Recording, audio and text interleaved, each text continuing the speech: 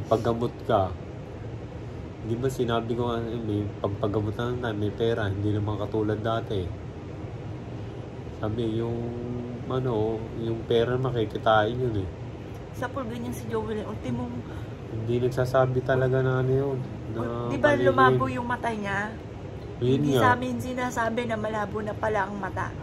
Kung hindi parang pinilit pa noon na magpa-check up po siya. Malabo na pala. Malabo Nasa na yung 250 na ata yung na mata niya, yung grado, tas wala pa salamin. Naiyak din kami nung napa-check up namin yun. Sabi nga ng doktor, bakit hinayaan na lumabo ng ang mata niya. Parang 200, ano ba yun? 50. 250 po yung ano niya, grado. Tapos hindi namin, akala namin, hanggang gano'n na lang yung lagi niya sinisikreto. Yung pala, meron pang mas matindi. Halimbawa, just Joelyn dati. Ano sabi mo? Anak, mahal na mahal kita. Walang araw na hindi kita mamimiss. Kasi lagi mo sinasabi sa akin, kahit yung mga chat, yung mga conversation natin sa chat, yung sa atin lang dalawa, yung sa account ko, saka sa account mo, sa atin na lang yun. Kasi pag may iyak lang pag lagi kong mababasa. Ako naman lagi kong binabasa. Kasi parang ang hirap talaga kahit may nagsasabing mag-move on na, parang hanggang sa ngayon hindi ako makapaniwala. Kasi pag gising mo na dyan, tatawagin ka, Daddy, mamaya pang pasok ko, huwag kang makulit. Tapos ganyan, Daddy, mamaya mag-ice coffee tayo. Sabi yun, Daddy, gusto kong ganyan sa sa mall mamaya, baka pwede tayong dumaan. Sige, walang problema to, may pera naman ako eh. Tapos nakabili pa nga kami ng 2 sapatos na yung gusto niya, hindi pa sa nasusuot. Ayun. Nahirap. Kaya minsan yung may mga picture nila inaano ko na nilalagpas ako. Ayoko makita kasi ito yung itsura ko ngayon, sobra payat ko. Gala ko nga ano lang to nung nangyari simula nung 25, bumagsak po ang katawan ko. Ayan, nakita yung itsura ko ngayon. Hindi ako nagpapakita sa video, hindi ba lagi may video ka nga hindi ko sumasama sa na kasi hindi ko kaya. Ito po yung nga po mister ko, hindi daw po niya, kaya pinatanggal po yung picture doon sa may hindi daw po niya kayang makita si Jolene, lalo naiiyak daw po siya. Tapos nung nagpa-check up po to, ako po nag-aayos na dito sa doktor, nagpa-blood chem. Tapos marunong naman po magbasa na ng mga resulta doon, kung ano yung mga resulta ng FBS, lahat po na nakalagay doon. Alam ko na po marunong na po ako magbasa. Gawa ng ako po yung una nagkaroon ng nasa pa lang ako noon. Ano ba tawag doon? Boundary ng may diabetes. Yun. Kaya alam ko pong basahin yung mga nakalagay doon pag may mga result na. Nasanay na po siya. Tapos nung kinuha ko po kahapon yung resulta ng miss ko, si Apple, nung nakita ko po yung FBS niya, ang taas po, nasa 210.7. Naiyak po ako nung nandoon ako sa loob ng sasakyan, nagsosolo ako. Kulang na lang, hindi ako makapag-drive kasi sabi ko dati, tinatawanan ako ng 2. Sabi ko, dapat sinalamin nyo, araw-araw ko sinasabi sa kanila na bakit hindi nyo ako sinunod nung mga nakaraan, katulad nung April 3, tinamaan yung bunso ko. Alam naman nila may hirap pa, may sakit. Sabi ko, tama nang ako na lang yung nang-maintenance, saka si Justine. Tapos ang tigas ng ulo nilang 2.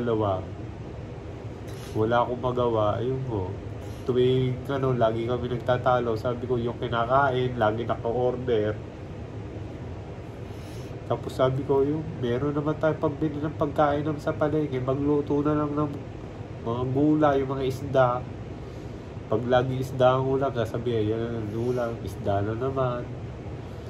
Sabi ko, may hirap magkasakit. Sabi ko, mas masarap, sabi ko, bakit dati nung walang pera, wala naman tayo sakit. Sabi ko, kung wala tayo nagkaroon ng pera. Daddy, kaya nangyari yon, nagkaroon ng pera dahil darating to. Tingin mo, ano pambibili natin ng gamot ko wala kang pera?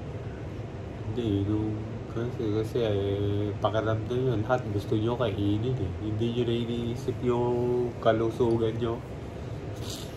Tama naman yung sinasabi ko dati.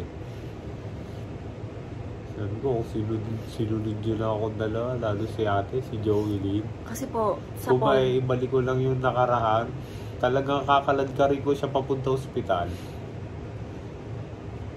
Sa pool po kasi hindi kami sakitin. Kaya naisip po namin, strong po kami kaysa dito sa dalawa. Pero hindi ko inasaan. Ang inasaan ko lang, mahihilo rin po siya kagaya nito sa anak ko. Mahihilo po siya. Tapos, saka namin siya dadalhin. Yung bang meron kaming ano na kagaya ng nangyari sa anak kong bunso. Kaso, iba po yung sa kanya naman. Sipon at saka yun nga po, parang masama po pakiramdam niya dahil meron daw pong sipon nga na hindi makalabas. Yun. Akala namin ordinaryong sipon lang. Parang isang ano lang po, talaga kami makapaniwala hanggang sa ngayon. Halimbawa nga, Daddy, nandiyan si Joey, ano masabi mo? Walang magbabago, mahal na mahal ko pa rin siya. Tapos, araw-araw, gabi-gabi, namimiss ko. Feeling ko minsan nagigising ko na 11, 12, 1, sunod-sunod siya, hating gabi. Kasi pag natutulog na silang tatlo sa gabi, sa hating gabi, nagising ako, sinisilip ko silang tatlo doon sa kwarto. Magkakatabi po kasi kami. Sila magkakatabi na tatlo doon sa kwarto, tapos ako dito. Ito yung inuupa namin.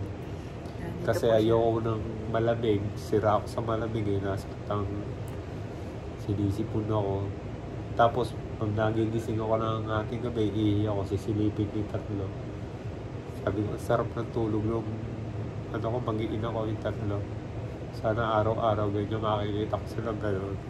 Tapos ngayon, pag nagigising ako, tatlo na lang kami. Wala na yung panganay ko. Hindi yun namin alam kung hanggang kailan to, pero ang hirap tanggapin. Ang sakit sa kalooban. Ito, dinadaan lang po namin sa yung pag-upload ng para may makalimutan lang kami.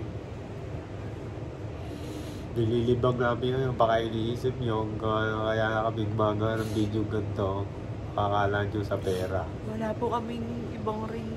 Wala kami ibang pinagsasabihan kami ng tatlo. Bubuka pa lang po bibig namin, naiiyak na po kami. Kaya minsan pag may may message sa akin, lagi ang reply ko lang, umiiyak. Yung ganun lang po, wala akong masabi. Yung iba naman po, hindi ko na ma-replyan, pasensya na po kayo. Pero mula po sa puso namin, bawal naman po magpasalamat. Nababasa po namin lahat po ng mga comment nyo, lahat po ng mga nakapanood ng video na ina-upload po namin tungkol din sa anak namin. Alam nyo po ba kaya ako naisip to, isama ko, mister ko, at saka yung aking anak. Kasi hindi ko sila nakita laging umiiyak kasi lagi ako umiiyak. Mahirap naman po yung hindi sila umiiyak. Alam ko iiyak to kapag nagsalita. Kaya mas okay yung nare-release mo kung ano yung nasa kalooban. Kanina nga, di ba, doon sila makakita sa doktor. Doon sa doktor ko, parang ayun na po magiging family doctor namin. Kinukwento ko po yun sa doktor ko, yung panganay ko. Sabi proud pa po nga yan, sa akin, kada mag-check up. Ito po yung kong panganay, ang ganda-ganda po niyan. Tapos, di yun niya, kwento ko, ganyan. Sabi, Daddy, ba't na isama mo si Mrs. ngayon? Dok, papacheck ko, tumaas po yung FBS niyo po. Ngayon, bakit? Sabi, ba't naman tumaas? Ano bang nangyayari? Bakit ba nag-ganyan? Sabi ko, Dok, stress po yung business nyo. Bakit naman, saan may stress? Di ba may negosyo kayo? Sabi yung ni Dok kanina. Sabi ko, namatayan po ako ng anak, yung lagi ko pong kinukwento sa inyo, si Joey Lynn. Yung pinakita ko po sa inyo yung picture, ang bilin nyo pa nga sa akin eh. Ingatan ko yung sarili ko, saka yung sa misis ko. Gawa ng maliliit pa yung anak ko. Sabi ko, Dok, baliktad po ang nangyari. Dapat pala, ang hiningatan po namin yung anak ko. Daddy, inangatan naman natin, prinsesa ngayon eh. Sabi ni Dok, wala yung kasalanan kasi nakita ko yung anak mo malusog. Hindi natin masasabi yung hindi pala malalaman ng kung hindi magpapa-blood chem o biglaan na ganun pala yung may ketoacidosis. Alam nila. May himatay na lang po yung pasyente. Doon na lang po matutuklasan pagdating po sa emergency room. Saka 50-50 na daw po talaga 50-50 po, bihira po ang nakakaligtas po. At ang mga tinatamaan, Mga 19 kabataan. years old pa baba po. Mga edad po na ganito ang madalas po tinatamaan. Yan po pala yung pag nagkaroon yung mga bata, yan ang mas matindi kaysa sa mga matatanda. Sa mga matatanda, kaya pa daw dalhin po yung diabetes. Pero pagdating sa mga bata, yun daw talaga delikado. So, sa mga magulang po dyan, yung may mga anak pa po mga maliliit. Lalo na kung may lahi kayo, yun ang Opo. pinakamayor din eh, yung may lahi. Kahit po wala kayong mga lahi, ito lang po masasabi ko sa inyo, hanggat may oras pa, kung may mga pera po kayo, ipa-blood test nyo, ipa-blood chem nyo po, kayong pamilya po, huwag po kayo manghinayang dun sa gagastusin nyo. Lalo na yung may lahi, Daddy. Lalo po yung may mga lahi po na may diabetes, lalo't may mga anak po kayo, huwag na po kayo manghinayang, saka huwag po kayo matakot kung ano po yung makikita nyo resulta doon. Siguro kahit walang nararamdaman, Opo. pa-check up na kaagad. Mas maganda po yung nalalaman nyo na po ngayon. Yung mga kung ano po ang para po maagapan ng doktor, mabigyan ng gamot para hindi lumala. Ayun po. Teka, time out muna, Daddy. Buso, kung nandito si ate, ano masasabi mo? Na-miss. Tapos, ganyan lang po yan. Mahihain po kasi yan eh. Sabi mo, ano ba, ate, miss na kita. Ano ba, nandito si ate, ano masasabi mo sa kanya? Na-miss. Na-miss niya, naiyak kami sa iyo pag kami nandala. Kaya yan po, hinahayaan lang po namin siya na pag minsan naglambing, mami, bilan daw ng toys. Kasi po, yun nga, kasi baka nga siya naman na sobrang ma-stress kaya iniingatan po namin. Kung pwede nga lang pong isild ko na po ito sa isang talagang ayokong palabasin. Gwapo nga lang, nag-iisa na lang po ito eh. Ayan po, bukas po, merong yan. Bukas naman, siya naman ang may check-up naman po. Sunod-sunod, itong linggo to, sunod-sunod ang check-up niya eh. Sunod ang Tapos check-up, kaya bukas hindi naman na po agad nakapasok. siya. Bukas may ECG siya, X-ray, chest X-ray yun. Kasi daw po nga, baka may komplikasyon na. Kaya kailangan Makita. X-ray, tapos Para ECG. makita yung para mabigyan ng agad ng gamot. Nagkaroon na ng phobia. Tapos doon sa... Tingin mo, Daddy, kailan tayo makaka-move on? Hindi pa masabi, Kasi may mga oras po na parang hindi ako naiyak. May mga oras bigla ko siyang maalala. Naalala ko yung mga lagi namin nagkukwentuhan kami, Kasi yung mga pinagkukwentuhan. iba naman kasi yung routine natin sa iba eh. Kasi tayo araw-araw magkakasama. Kulang na nga lang sumama tayo doon sa klase ng sa school. Kunyari may pasok siya. Gusto na parehas nandun tayo. Iyahatid ang pinakahiwalay lang naman natin sa kanila eh pag nasa school. Papasok sa school, yun lang talaga. Pag uwi, tayo na naman din ang kasama. Ay si Justin, ilang oras lang, papasok ko ng 7. Mawawala lang ng 8. 6 hours lang. Tapos si Joey Lynn, pag hinatid ko ng 8, mawawala lang ng 6 to 7 hours lang. Tapos sa gabi, magkakasama na naman kami. Sabay-sabay kami kumakain. Tapos sabay din kami natutulog. Yun, magkukwentuhan. O kinabukasan, gano'n na naman. Gigising. Si Apple, mag-upload ng video, magbibideo siya. Gano'n naman, mag-uusap na lang kami ng anak ko si Joey Lynn, si Justin. Papaliguan, mauna yung ate niya. Pag naligo si Justin naman, tapos kakain kami sa baba. Minsan hindi siya kasama, maraming ginagawa, ako lang mag-isa, ihahatid ko yung dalawa. Ayun, ganun. Sa araw-araw, walang ganun. Ilang taon na ganun. Kahit nung hindi pa maganda yung buhay natin, ganun na eh. Lagi po kami Kahit nung si magkakasama. Justin, si Joey Lynn pa lang yung anak natin. Hindi nga nagko-commute yun eh. Hindi nakaranas eh. Iwanan mo yun, hindi marunong mamasahe yun. Hindi marunong mag-tricycle. Ito nga lang po siya nag-aaral-aral gawa ng sabi ko, aba anak, nakakahiya pag nagkaroon ng pamilya, wala kang kaalam-alam.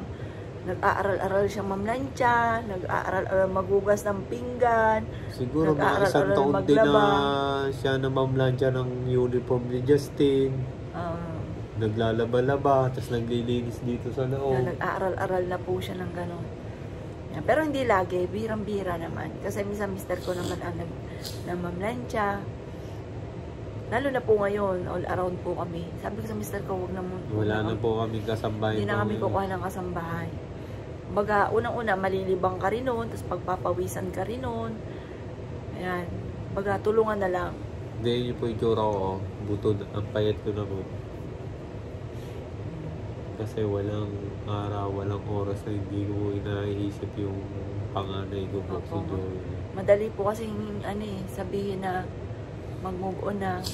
Lahat Oo. po ng mga comment yun dun sa mga video sa Facebook, lahat po sa TikTok, sa YouTube, lahat po Dali ba ng mga madali man? lahat po ng mga nagko-comment mo na nababasa po namin lahat yun.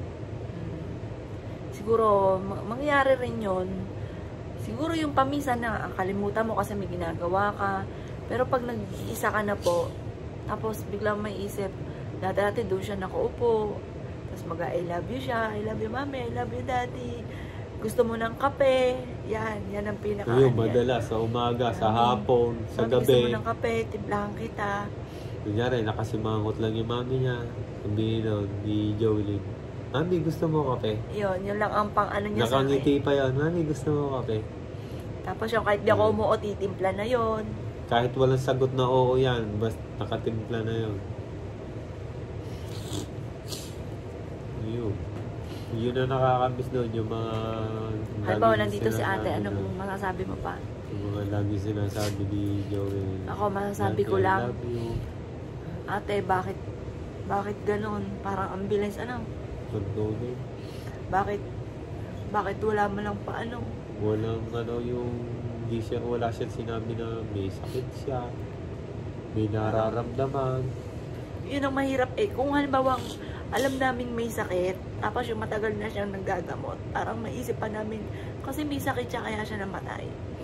Yung ngayon, yun ang pinakamasaklap yung walang kalam-alam. Kompleto pa sa kompleto pa Kasi- po sa bakuna yon. Noong last year, no, may mga bronco flu, lahat. Ang nasa isip lang po talaga namin, baka nagka-asthma siya, papacheck up, gawa ng sipon. Walang asthma, walang hika. Nakita mo ang balat niyang anak mo wala nga peklat Walang mga rashes yung tipong mapapagkamala mo may sakit na wala. Isa lang po ang peklat niya yung na Sa tuhod, na yun sa po bike. Dito, nagsosolong medyo napakasik- maitim ng konti. Napakasikreto po niya. Nagtaob na, narinig ko, nagtaob ka, pero tumayo siya kaagad. Sabi niya, hindi daw siya nagtaob, pero yung dugo na umaago sa binte ay hindi niya maitatanggi. Saka yung pagtulong niya sa ibang tao. Tsaka yung pagtulong sa ibang tao. Yung pala may tinutulungan siyang ibang tao na hindi namin alam. Hindi namin, sobra yung sakripisyo. Na hindi namin alam na may ginagawa pala siyang 19 years old pa lang siya. pagtulong na Parang hindi dito, ordinary yung tulong lang po yung ginagawa ng anak ko. Grabe, parang siya na yung naging breadwinner doon. opo, yung gano'n. Parang yung parang siya yung pinagtatrabaho nung pamilyang yun, no? Kaya, Samantalang dito, sa amin, baby yun. Kulang na nga lang, paliguan yun .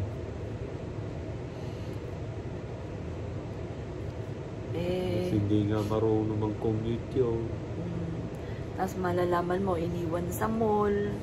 Nagtumawag lang yung aking anak ng kaklase para sunduin siya.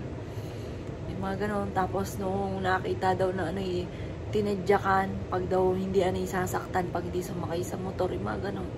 Napakasakit. Wala kaming kaalam-alam na naglalakad pala mag-isa doon sa lugar na yon, samantalang hatid sundo. Kami hatid sundo namin. Tsaka kung saan talaga siya, doon sa pinto, doon talaga namin siya ititigil. Minsan hindi pa kami naalis hanggat hindi nakakit doon sa school yun. Hindi kami naalis ng gate. Samantalang nung nalaman namin yung buong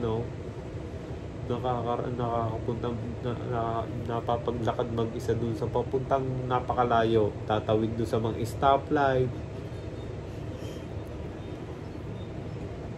Yun, doon kami nasaktan ng gusto, doon sa may gumawa sa anak namin, yung mga ganung bagay na hindi namin alam.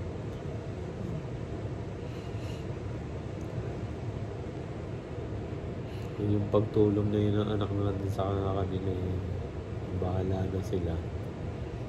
Yun nga po.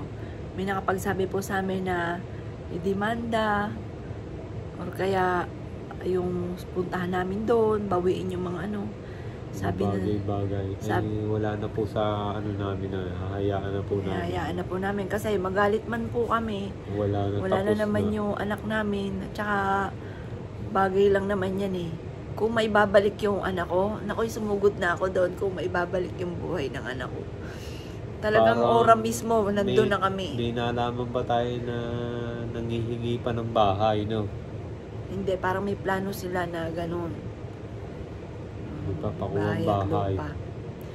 Akala mo 19 years old, pupursige mo, pa-wifi ka na, pa-kuryente pa. No? Oo. Nako, dati huwag mo na kasi sabi ko nga po sa kanila, kung halimbawa maibabalik ang buhay ng anak ko, ay talagang ora mismo yung nandun na kami at kami magwawala talaga. Kaya lang, wala na, magalit man po kami. Hayain na yun, mga material na bagay lang naman yun. Mga nilihim ng anak ko sa edad niyang gano'n, mayroon pala siyang ginagawang hindi namin alam. Oo, yung sakripisyo, yung matalang dito, prinsesang prinsesa.